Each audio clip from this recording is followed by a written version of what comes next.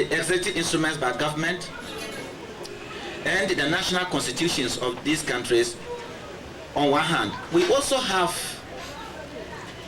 customary laws in the form of traditions. And in this sense, what we have is pluralistic legal system and it is for us to try to reconcile and try to break gaps that occur if we are to have a successful legal system in the country. It is important that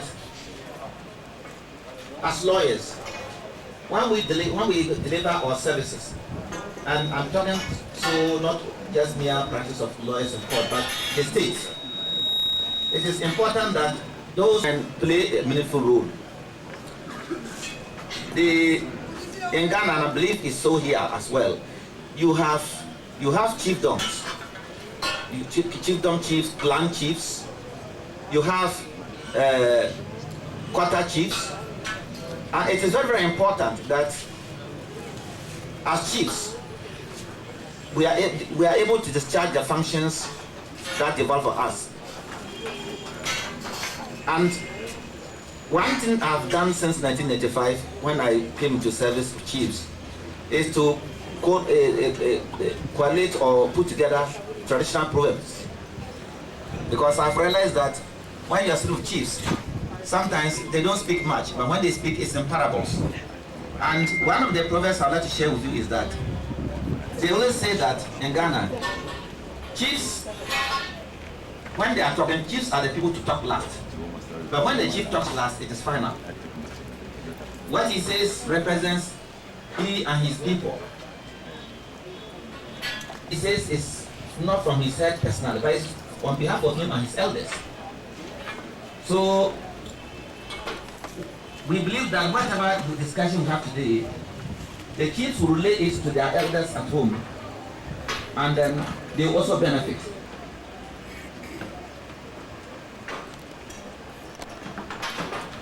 I would like to say something about customary law practice. In any system of law, any country, the law cannot cater for every type of situation that arises. Human beings react to different situations in different ways. That is why in one country, like in Ghana, we have different groups, ethnic groups or cultures.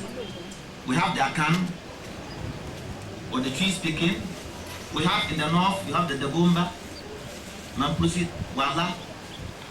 In the west, the south, you have the Gan, you have the Ewe. All these communities have their own customary rules that they practice.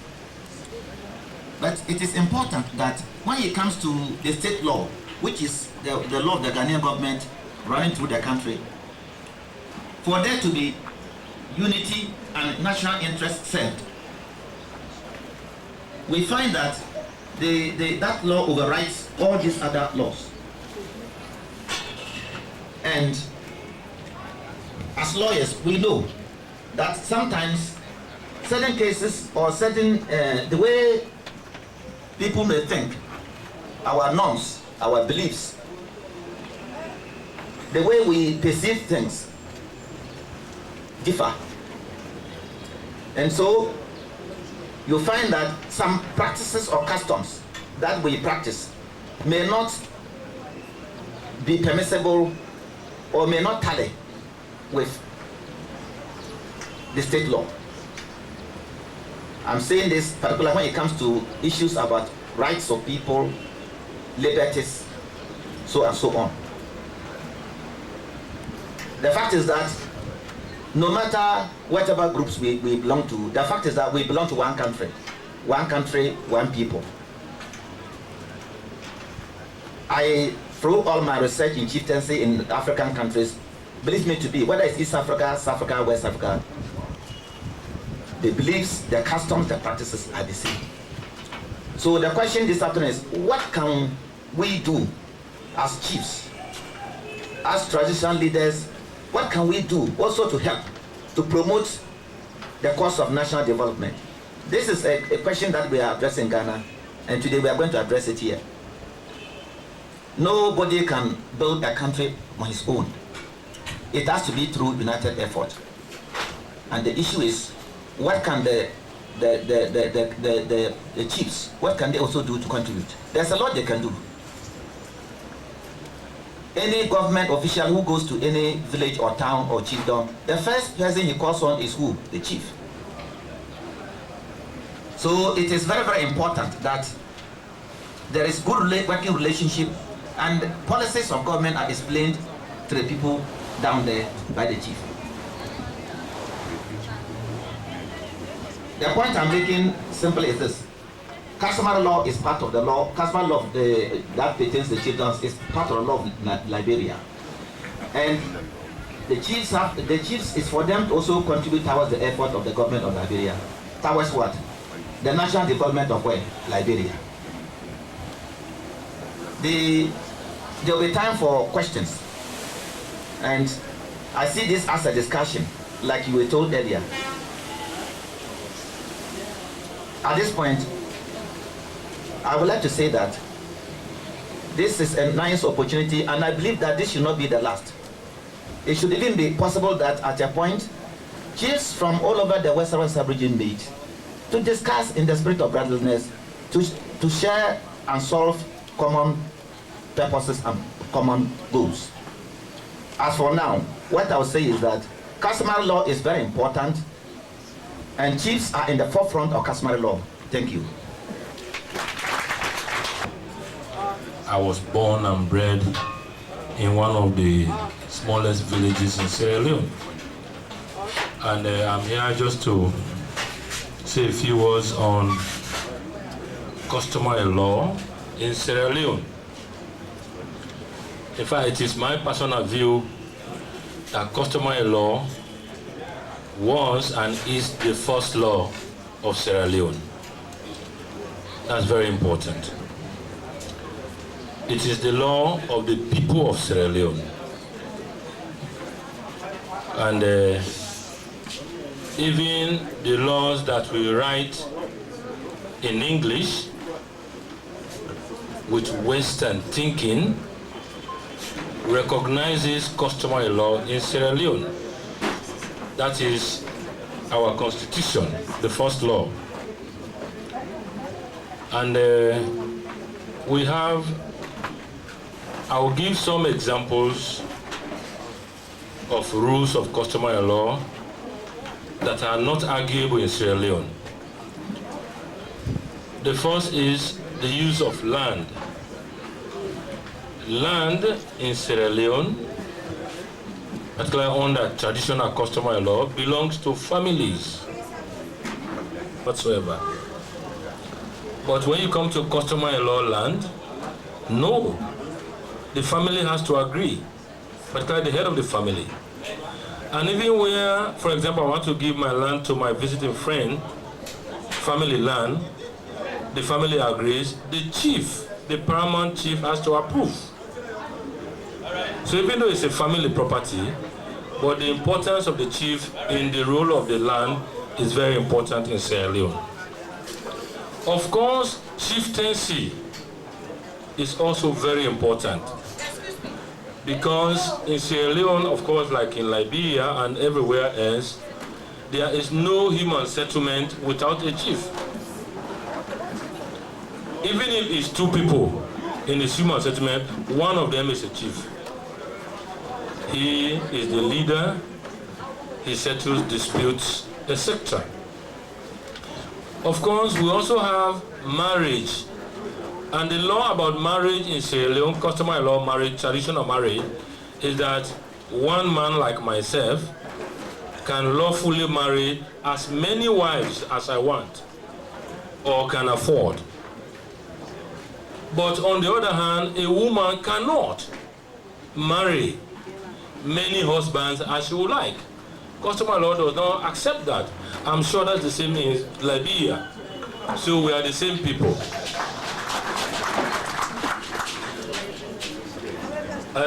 Some women may grumble, but we are not here to talk about grumbling. I'm talking about the law. And thank God I'm a man. Although I'm here to have more than one wife. And also, just about something about marriage, under customary law in Sierra Leone, some price, we call bride price, has to be paid for the woman. It could be in cash, or in kind, or even services. Without that price passing, the marriage has not been contracted. Illegally contracted without a chief being a witness. You can have thousands of witnesses, but if a chief is in law, a chief must be present for it to be properly contracted. And because marriage is one man, several wives, there is a way to control other men from interfering with my several wives under customary law marriage. So we have what we call woman damage, or woman damages, or woman palaver in Sierra Leone. So if I have 3 wives and my visiting brother to Sierra Leone gets an affair with one of them, I can go to court to sue him for woman damage. And if the court investigates and finds him that he had done that wrong, he pays a fee to me to compensate me for trespassing in one of my women. It is there. Now I make this point based. Woman damage is not available at all. Instead, the remedy available is divorce. So if you are being with a woman for 10 years, 20 years, you've got used to her, and then just for a single act of adultery by your friend, the only remedy available is to divorce, notwithstanding you are still attached to that woman. So I will submit that customary law woman damage is a better remedy. That's my view, even as a practicing lawyer. Because you still love the woman. If for an accidental adultery you have to divorce, then there's going to be a lot of problems. Also, no divorce like a marriage can properly be completed in the absence of a chief in Sierra Leone, customary law. There must be a chief as a witness. And then we have secret societies. We have one main one for the women. We have two main ones for the men. Of course, I cannot, by the name, I cannot tell you what happens in them because they are secret societies, but the laws accept them as secret societies. We also have what we call stranger reporting. In fact, when I was entering Liberia on Sunday, like I do all other borders, at the immigration, they ask you a lot of questions. Where are you coming from? Where are you going? Why are you coming here? How long will you be here? Where will you be staying? I equated that to stranger, well, that was stranger announcing. But in the customary law, if a stranger, for example, if I'm in my village, my friend visits me, the law says I must take him to the chief and report him. That chief, please know that my friend has come. He has come from Liberia. He's a family friend. He's staying with me for 1 week, or he's coming to settle with me here for the rest of his life, etc. And then I must pay a fee as stranger reporting. If I fail to do that, I have committed a criminal offense under customary law. The chief can sue me as the landlord or the host for failing to comply to report my friend or my guest. That's a very serious issue. What is important here, which I want to point out, is the reporting fee for a female guest and a male guest differs. The one for female guest is higher than the one for the male guest. And in my research, I asked chiefs why. The chief said the female, particularly a single female stranger, is the hotspot of suitors. Men who want to propose love to her, etc. And they say there is a potential fight that is in the making. And when the fight erupts into that law to suit his convenience at any given point in time. So that's one big problem we have. Also, this became very hot recently in Sierra Leone. They are saying we must make chieftaincy election democratic. That is, if we are here, let's say this is a village, I want to become chief, my brother wants to become chief, everybody we must contest, everybody should vote for us, so the winner becomes the chief. In Sierra Leone, no. We have elders, wise people, knowledgeable people of the community who will come together and agree on who should be their chief. And before, it didn't involve fraud. It involved the issue of who is the oldest, who is the wisest, how much you've contributed to the community. But if, for example, my brother is the oldest, he knows more about this community than me, I'm the youngest, but I have more money, you say we vote all, I bribe most of you, you vote for me, I win, I become the chief, even though I have no knowledge or very little knowledge about what happens with the community. So when there's a dispute, you come to me to arbitrate, I cannot properly do it. That's the problem. But in Sierra Leone, this thing came up recently on the Chieftaincy Act, which was recently passed. The NGOs were there, no, let's make it democratic, people should vote, franchise, otherwise you are deprived of the right to vote, etc., etc. In fact, I was invited in one of the forums, and the first question I asked was that, unfortunately for the donor partner, DFID was supporting, DFID we know is from UK, and I said, has UK enfranchised the head of state of UK? No, it's monarchy. The head of state of the United Kingdom is not elected. The Queen is not elected. The King is not elected. So why do you want us to elect our paramount chiefs? So go first, make the head of state of UK popular franchise, and then when you come, we may begin to entertain. But to cut a long story short is, the law passed that no, let us maintain the traditional way of electing paramount chiefs. The elders should come together and elect one of the big men among them. There's also this issue of some practices which are tagged harmful traditional African practices, including some practices in our secret societies. It's a very challenging issue, and the debate is continuing because it is a secret society issue. I'm not going to talk about it. As customary officer, the law does not permit me to talk about people's customary practices. And so, but the debate is going. There are arguments for and against.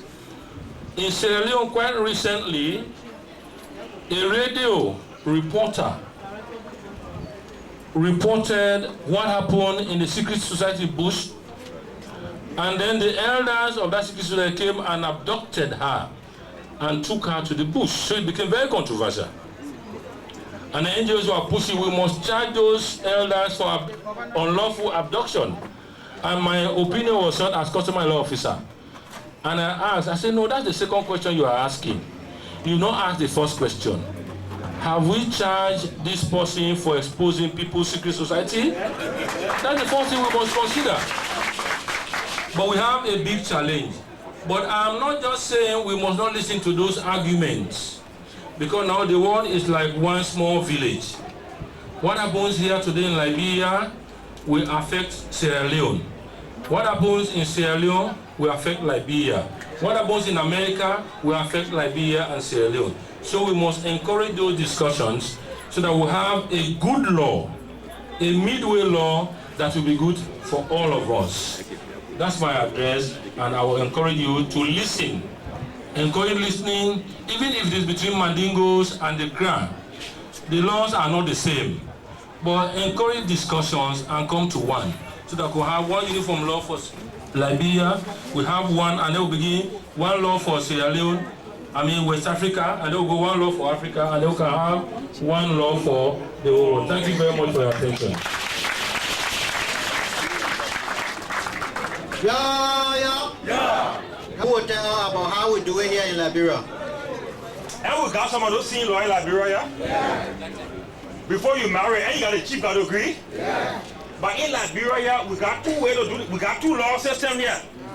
We got our traditional law that we the country borrow, how we solve problem in our time, right? Yeah. Then we got a quick big law. Yeah. We call temporal justice law. Yeah. Right? Yeah. There are two systems we got in the country, right? Yeah. And our constitution, the big law for Liberia. The law say, that big law for Liberia, they call it constitution, it say, all the good things for our culture, all the good side for our tradition. Thank you. They say all the good things by our culture and tradition, we must put it up. We must promote it, right? Yes. And you that be well. So, but sometimes the way they put many law here, sometimes our tradition, the way we will do things on the countryside, it a conflict with the Queen law, right? Yeah. For instance, you know something we used to do that before, so we're not doing now. Yeah. That's the Queen law. And in Liberia here, the way we make it, we make the Queen law on top of the country law. Right? Isn't that true? Yeah. So we need to start thinking now how we can put ideas together and without our 1 year term. Because you see, we don't know it all. That's my audio, we a lawyer. We'll be acting like we know it all. You know what happened? A general way the kids are doing the village. When the men then sit down, they talk, they can't come to conclusion. What they'll do? They go home and add the women there, right? Yeah. Then the women there add the power, check us out, come and make it big here. We the men that we got idea. So we now, we feel that your people got idea too. Right? Yeah. So 1 year some of your ideas, because the customary law, there are problems inside, and the Queen law, there are problems inside. It's on the country law, for instance, general consultation said, oh, you're not ready now. Right? Yeah. The way I explained to my son, and my son is stupid man, you know, yeah, good. And you export the law. Yeah. Maybe we need to start thinking about how we can put some law, because another thing in Liberia again, we got how many tribes? 16 tribes here, right? Yeah. All the tribes are the same. No. Everybody do it according to their own tribe. Look at the Google one, every tribe and see how we can put it together. Then we get one traditional law for Liberia. You see what I mean, eh? Yeah. That Mandingo man can apply to Mandingo man, with the Basapo, it can come to us, it can go to Gola man, it can go to Pellet man, it can go to everybody. Then what they call. Then maybe the people will not put a traditional law under the Queen people law. Yeah. Maybe we need to, you know the idea. Maybe we need to find a way how we can put the two laws there together. Because the big court for Liberia, way back, they say, Manadu Sasewu. But then they made law and they gave people to people to do Sasewu. Right? Yeah. Then they take it about 40 feet, they say no more Sasewu. Yeah. By the way, your idea, you want to talk it. So, this is now, that's your idea, right? Yeah. We need for them. The way the basketball do it and the way the basketball do it, but is different. Yeah. You think it's not good that we can find a way to maybe, that idea talking, I say, well, but at least we can sit down. The people from Cape Mount, the people from Bassa, from all over the country will get together, you're the chief there, you know the tradition, and you can find a way where we can make the laws in such a way that it can work for everybody. For instance, the way you marry on this side different. The way where I want to divorce my wife, and you got a different way to do it. Now, the Queen people party got a way to do it too. You see it? So, sometimes too, when I not satisfy my heart hating him in the judgment, the chief gave or the let's take the Queen side for it. The magistrate there, you know the magistrate there. Yeah. The people let eat money from people there. In the same way in our tradition, and we got place to go, in the clan chief there, the town chief getting outside about you go to the clan chief. You not send about you go to paramount chief. So now you meet the district commissioner and all that way, right? But if we know that we gotta go back, second court. Then you got to go to Supreme Court. You got raised you to go to Supreme Court? Well, lawyer call one money need, right? Maybe when you're sitting down and you're talking, that somebody tell you to talk about how they can find way and idea for the traditional people who got a problem, to solve it. That's how they can go. Maybe when I support the law, they will always catch me anywhere in the country, right? Okay. So these are ideas, and they're trying to tell you, but we got two systems in the country, and the two systems, they got sometimes a big confusion among them between the two systems, right? Because sometimes, like I say, I don't understand how you're supposed to do the tradition. In tradition code, lawyer account there? You fool. They will scare him somewhere. Or they pick on and later they will take it all and they will go somewhere. Right? We can't play with tradition. But maybe we need to find how we can find a way to draw the two together so that we can protect, because we can protect all our people, because our constitution says the law must be applied to everybody equally. So, yeah. So, Mr. Promoter,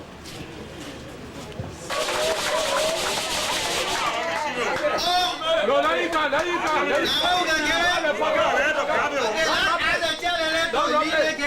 Don't rock it. They will throw you down. I'll catch it. They have it ready now. Yeah, you are ready.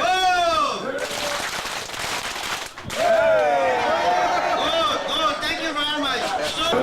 I know most of the chiefs and our mothers and fathers know me because we've been going meeting with you, isn't it? Yeah. Our tradition say when the big people finish talking, small child shouldn't talk long.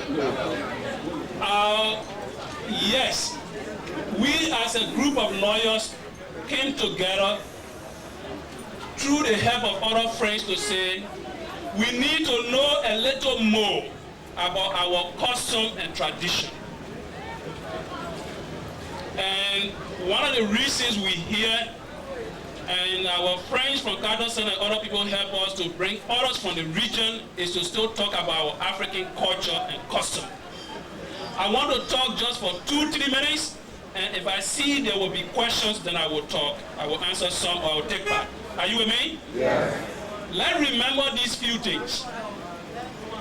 Long ago, before, say, the way we always say that the white man could come and other things can come, we always had our own African way of solving palaver, isn't it? Yes. So when we came and we formed our country, we developed it on what we used to call the cellular way, but the other way that we learned from America and other places. I should tell you that that is not strange. That is the same that happened in Sierra Leone, that happened in Ghana, that happened all over. Two things had to be done. If we bring in the one that we learned from the women, we also used to be here to solve problems. We must keep our own African way. Yeah. Yeah. That is why, listen so you understand it, that is why we have two systems. We say if you want to marry, you can marry under our African system or you can marry under our Western system. But there were reasons which they also said that I want you to remember as you ask your question. That most of what we used to do to solve our problem were based on things that we were doing when we were just farming. No car was there, no electricity was there. All these things that they brought together now were not there at the time. So as society is changing, we had to change. We introduced the idea of writing. He told you from Sierra Leone that one of the problems that we have is that our own African law, only the chiefs and the elders know it. And when some of those ones who knew they died, we don't even know whether their children know it good. The second reason is because it was farming time. Some of the things we used to do that I saw you clapping for here